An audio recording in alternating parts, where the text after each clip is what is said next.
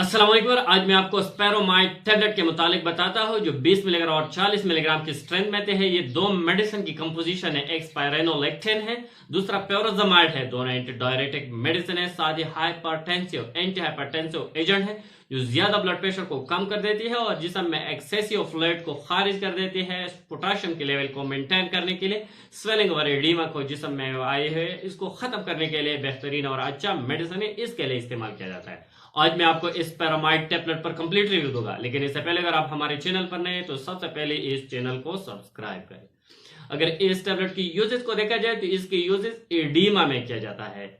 जो बॉडी में स्वेलिंग आए है, एक्सेसिव फ्लूइड जमा होने की वजह से आपकी टांगों में, आपकी पाँव में स्वेलिंग पैदा होती है, इसको हमें एडीमा कहते हैं। इस एडीमा को, इस स्वेलिंग को खत्म करने के लिए इस मेडिसिन का इस्तेमाल किया जाए।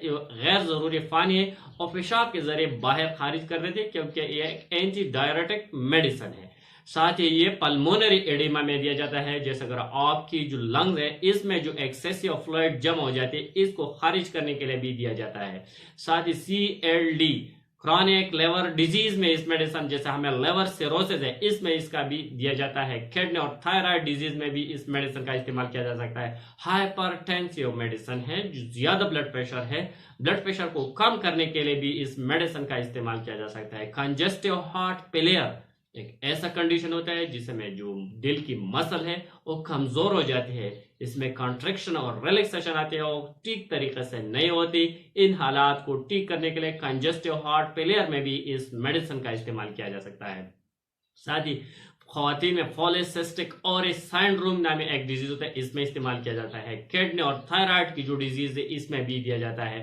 खवातीन में जो गैर जरूरी बाल पैदा होते हैं, इसके चेहरे पर जो दौड़ी आती है, मोंचे पैदा होते हैं, इन गैर जरूरी बाल आने को प्रिवेंट करने के लिए भी ऑफ इस मेडिसिन का इस्तेमाल किया जा सकता है। लेकिन स्पेशली ये एडिमा और हाइपरटेंसिव मेडिसिन है जो एक्सेसिव फ्लूइड बॉडी से खारिज कर देते हैं, जो स्वेलिंग एडिमा होती है वो खत्म कर देती है और ब्लड प्रेशर को मेंटेन कर देती है ये मेडिसिन।